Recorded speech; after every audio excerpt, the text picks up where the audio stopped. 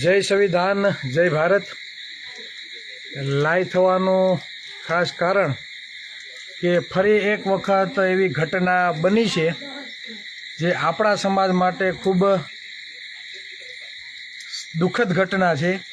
કેમ કે વારંવાર સમાજના લોકો ઉપર, સમાજના આગેવાનો ઉપર હુમલા થતા રહ્યા છે ને ખાસ બોટાદ વિસ્તારમાં તમને બધાને ખ્યાલ હોય તો થોડાક ટાઈમ પહેલાં, એટલે કદાચ 7-8 મહિના જેવું થયું હશે. જે પણ મિત્રો લાઈવમાં આવે તો વધુમાં વધુ શેર કરજો. અને સુરેન્દ્રનગર ધજાડા પોલીસ સ્ટેશન લાગે છે અને સુરેન્દ્રનગરના એસપી સુધી આ વિડીયો પહોંચે તેવો પ્રયાસ કરજો. તમને ખ્યાલ હોય તો 8-9 મહિના પહેલાં એક 4-વ્હીલ ગાડીમાં કોળી સમાજનો એક પરિવાર જતો હતો અને તેના ઉપર કુહાડી દ્વારા હુમલો કરવામાં આવ્યો હતો. વિડીયો તમે જોયો જ હશે, બહુ વિડીયો વાયરલ થયો હતો અને કુહાડી દ્વારા એ પરિવાર ઉપર હુમલો કરવામાં આવ્યો હતો અને ગાડી રિટર્ન લીધી અને એનો બચાવ, પરિવારે એમનો બચાવ કર્યો. જે પીડિત પરિવાર હતા, અશોકભાઈ રણછોડભાઈ જીડિયા, ગામ ચોરવીરા, તાલુકો સાયલા, જિલ્લો સુરેન્દ્રનગર અને ધજાડા પોલીસ સ્ટેશન તેને લાગે છે. કદાચ હું કાંઈ ગામનું નામ કે ભૂલતો ના હોઉં તો. અને ત્યારે પણ જે બનાવ બન્યો ત્યારે પણ આ ધજાડા પોલીસ સ્ટેશન જ લાગતું હતું. બપોર ઢુકડો કે સવારે ત્યારે હુમલો થયો હતો. બપોરે 2 વાગ્યાના ત્યારે અશોકભાઈ પોલીસ સ્ટેશનમાં ગયા હતા, બેસાડી રાખ્યા અને રાતે 8 વાગે, તે સમયે રાતે 8 વાગે નિવેદન લેવામાં આવ્યું.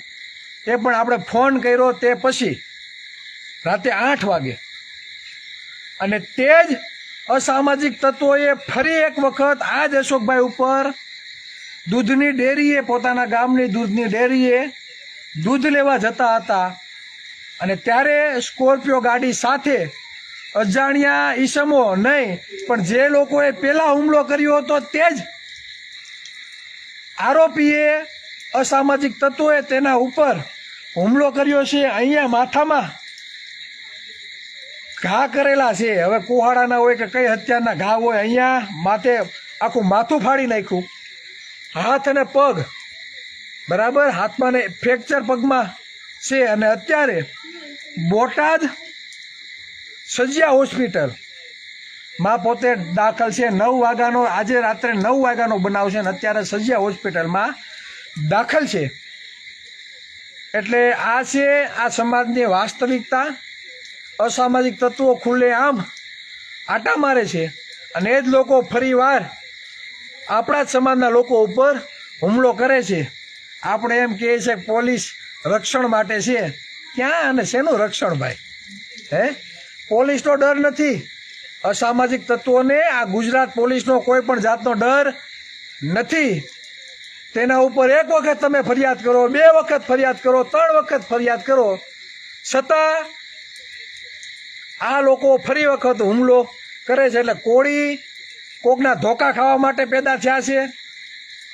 ખબર છે તમારા ઉપર હુમલો થાય એમ છે તો સ્વ બચાવ માટે હથિયાર લઈને રખડો ને ભાઈ.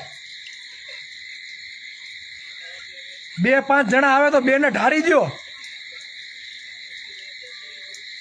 કે માર ખાવાના અને મરી જવાનું. આવું જ લખેલું છે તમારી કિસ્મતમાં. હુમલો કરીને જાય છે શું કામે? કે તમે એને ડર બતાવ્યો નથી કે કોળી કોણ છે. તમે એ અસામાજિક તત્વોને ક્યારે ડર નથી બતાવ્યો કે કોળીનું લોહી કેવું હોય. એટલે તમારા ઉપર વારંવાર હુમલો કરે છે, વારંવાર ધમકી આપે છે. તમે કોઈથી ડર બતાવવાનો પ્રયત્ન કર્યો નથી. એને અહેસાસ થવો જોઈએ કે આનો સામનો કરવા જાવું ને, કદાચ 5 જણા આવી છે, આ 2ને તો ઢારી જ દે. આવો ડર બતાવતા શીખજો. આવો ડર બતાવતા શીખજો કે 5 આવે ને તો 2ને તો પાડી જ દે. આવો ડર નહીં બતાવો ને તો ગમે આવીને ઠોકીને વહી જાય. અને પોલીસ પાસે રક્ષણની તમે આશા રાખો છો, કેટલીક રાખશો? બોટાદમાં 5 થી 6 બનાવ બન્યા છે. એક ઓલા પરેશભાઈ, હું નામનો ભૂલતો, અમે બોટાદ ગયા હતા, જેના ઉપર જે આગેવાન ગામના સરપંચ ઉપર જેનો તાલુકા જિલ્લા પંચાયતનો ઉભા હતા તેના ઉપર હુમલો થયો. હજી એક જે મુખ્ય આરોપી છે ફરાર છે. આજે 2 મહિના થઈ ગયા. આ બોટાદ પોલીસની વાત કરું છું. 2 મહિના થઈ ગયા, મુખ્ય આરોપી ફરાર છે.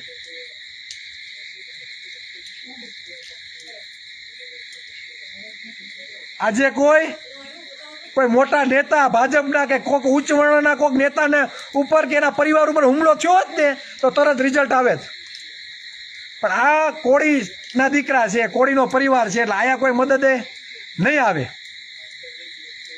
વિચાર તો કરો, 3-3, 4-4 વખત એની ઉપર ફરિયાદો થાય છે. અસામાજિક તત્વો આના ઉપર, એની ઉપર ઘણા ગુના, છતાં કોઈ કાંઈ બગાડી નથી લેતો. ફરી વખત હુમલો થાય ને ફોટા શેર કર્યા જેવા નથી એવા ફોટા છે, ફાડી નાખ્યા છે.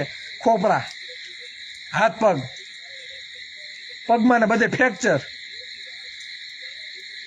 તમે ઘટના કોઈને યાદ હોય તો, 4 વ્હીલ લઈને આપણો પરિવાર જતો હતો અશોકભાઈ, અને ગાડી ઉપર ખુલ્લે આમ કુહાડાના જે ઘા થયા હતા, આ તે જ અશોકભાઈની વાત કરું છું.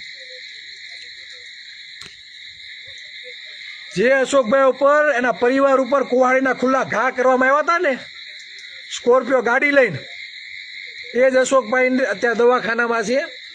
બરાબર, એ માથામાં ઘા કર્યા અને હાથ પગ ફાડી નાખ્યા. શું વરઘોડો નીકળશે એનો? રાજ્યના ગૃહમંત્રી હર્ષ સંઘવી, વરઘોડો તો નીકળશે જ, પગ તો ધ્રુજશે જ. કોઈ કટોલુભાઈ ધ્યાન આપવાનું નથી.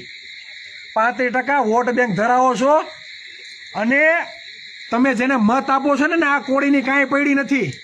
તમારા મતથી આ સરકાર બને છે. રાજા બનાવો છો તમે, બીજા લોકોને ગૃહમંત્રી બનાવો છો, બીજાને તમે ઉપમુખ્યમંત્રી બનાવો, મુખ્યમંત્રી બનાવો છો, સારા સારા કેબિનેટના ખાતા લઈને બેસી જાય છે, પણ તમારું કોઈ સાંભળવાળું નથી. એવડો બહોળો સમાજ છે, સત્તા હાસિલ કરી શકે એમ છે, પોતાના બાળકોનું ભવિષ્ય બનાવી શકે એમ છે, શિક્ષણ, આરોગ્ય, સમાજ માટે બજેટ, આ બધું તમે લઈ શકો એમ છો. જે રાજા હોય ને એની પ્રજા ઉપર કોઈ દી અત્યાચાર નથી થતા. ને મત આપી ભિખારી જેવી તમારી હાલત કરી દીધી. ન્યાય માટે હંમેશા ભીખ માગવું પડે. હજી ઓલા શૈલેષ મેર ઉપર હમણાં હુમલો થયો, આરોપી ફરાર છે. માત્ર આંદોલન કરવાના, પોલીસ સ્ટેશને બેહવાનું, દવાખાને ખબર અંતર પૂછવા જવાની. જેને મત આપીને બેહાડ્યા છે એમાં ઓબીસીના એક પણ ધારાસભ્ય આના માટે અવાજ ઉઠાવવા માટે તૈયાર નથી. કોઈ ગયો છે ખબર કાઢવા?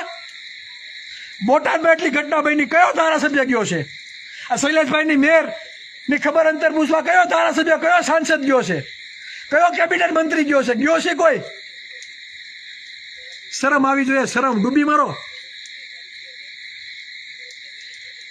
વારંવાર એક બનાવ ને હાલો, એક બનાવ હોય તો બરાબર. આ બોટાદમાં તો 5મો 6ઠ્ઠો બનાવ છે. ભાવનગરમાં હમણાં બનાવ બન્યો, વેરાવળમાં બનાવ બન્યો. કોઈ જગ્યા એવી બાકી નથી જે કોળીને મારવામાં નથી આવતા.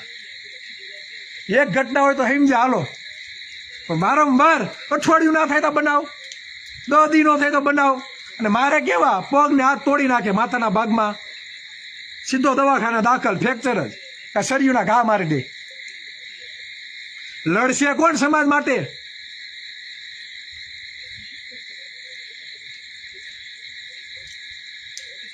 કોઈ ધ્યાન આપવાનું નથી ભાઈ. સત્તા ઉપર કબજો કરો, દરેક પોતપોતાની જગ્યા બનાવવા માટે વ્યસ્ત છે. ભાજપ, કોંગ્રેસ આપમાં મજા આવે એમ, ધારાસભ્યની ટિકિટ માટે, પોતાનું સ્થાન પાકું કરવા માટે. પણ આ સમાજને સત્તા ઉપર પહોંચાડવા માટે કોઈ અવાજ નથી ઉઠાવતું. બાબા સાહેબે કીધું છે, જાઓ આપણી દિવાલો पे लिख दो हम इस देश के शासक है. તો જે જગ્યાએ પહોંચવાનું છે ન્યા સમાજને પહોંચાડવા માટે મહેનત કરો.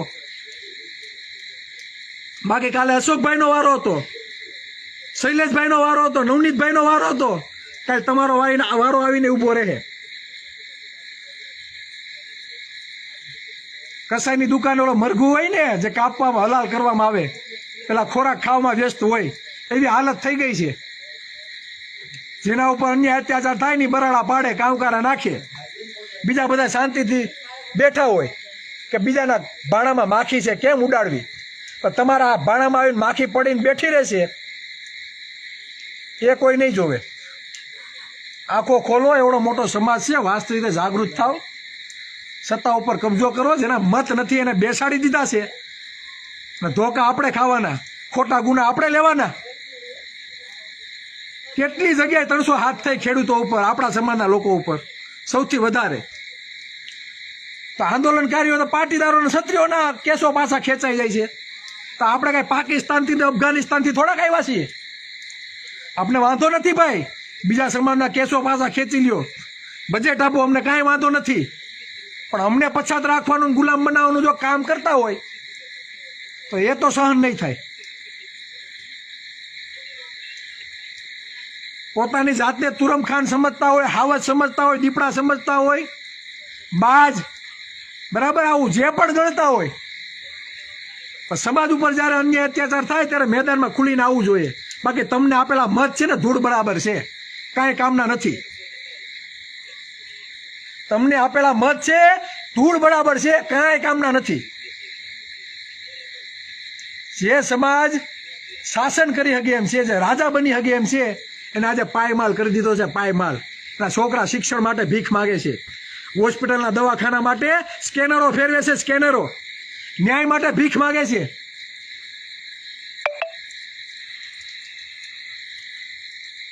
અને આ તો આગેવાનો પડે એટલે, બાકી ગુનાય હરખા દાખલ ન થાય. એમને ચોપડામાં સીધું સેટિંગ. આ વાસ્તવિકતા છે, સમજો. અને સમાજના હરેક વ્યક્તિ, હરેક પરિવારોએ, કોળી સમાજના હરેક વ્યક્તિ આ સમજવાની જરૂર છે કે મતની તાકાત શું છે, ક્યાં સુધી બરાડા નાખવાના. આપણો ગૃહમંત્રી નહીં, કોણ તમારું ધ્યાન દેવાનું? હે, જેનો રાજા હોય ને એના ઉપર અન્ય અત્યાચાર ના થાય, આ મગજમાં ખૂતાડીને રાખજો. જે કોળીના દીકરો સમ્રાટ અશોક અખંડ આ ભારતમાં રાજ કરેલું, અખંડ ભારતમાં, જ્યારે એનું શાસન હતું ને, દુશ્મનો જોતા નહીં, મીટ માંડીને અખંડ ભારત ઉપર નજર ન નાખતા. જ્યારે કોળીનો દીકરો રાજા હતો ત્યારે કોઈ ઓકાત નહોતી, કોઈ દુશ્મનો નહીં કે અખંડ ભારત ઉપર કોઈ નજર નાખે. આ શાસન હતું, આ કોળી સામ્રાજ્ય હતું. અને આજે હાલત શું કરી દીધી? જેના મત નથી એના હાથમાં સત્તા આપી દીધી. ખાવ ધોકા આવે. સમજો. બાકી આજે અશોકભાઈ, શૈલેષભાઈ, કાલ કોનો વારો આવે કાંઈ નક્કી નહીં, બરાબર. પણ હું એક ખાસ કહેવા માગું, ખરેખર જેને એમ હોય કે મને તકલીફ થઈ, બરાબર, તો પોલીસ સ્ટેશને બેસી આવ કે નીકળો હારે લઈને. ને સામેવાળાને એટલી તો બતાવી જ દો કે હુમલો કરવા આવશું 5 જણા, તો 2ને તો પાડી જ દે. એટલી તો હિંમત અને એટલો ડર તો સામેવાળાને હોવો જ જોઈએ. એટલો ડર સામેવાળાને હોવો જ જોઈએ. અને એટલું પાણી કોળીના દીકરામાં હોવું જ જોઈએ કે 2-5 જણા મારવા આવે ને તો 2ને તો ઢાળી જ દેવાના. એટલો ડર બનાવો સામેવાળા ઉપર, ખોફ રાખો. બાકી હાઈલા જાઓ ને, ઘરે આવીને ઠોકીને વહી જાય. મારે જ છે, ઘરે આવીને હોતો નહીં. ઘરે આવીને હોતને મારી ગયા છે, એના દાખલા છે. હુકામે કે તમે દુશ્મનોને ડર નથી બતાવતા.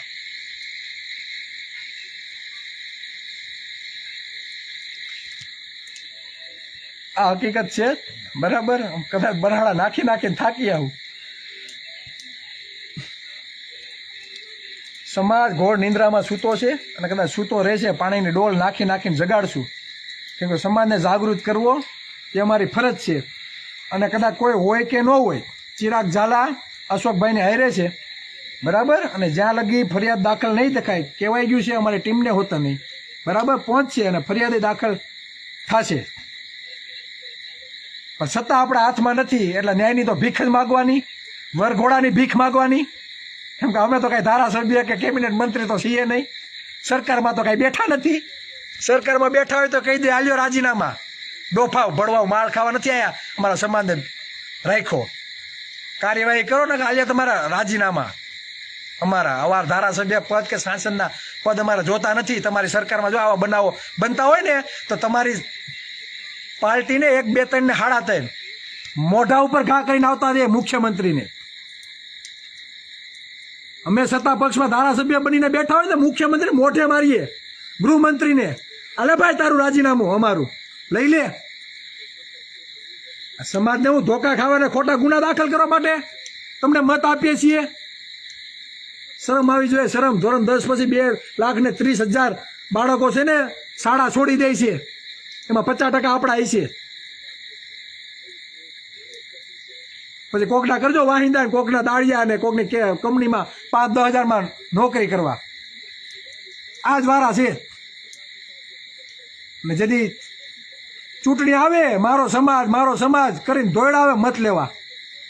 ધોકા પડે તો ત્યારે કોઈ દેખાતું નથી.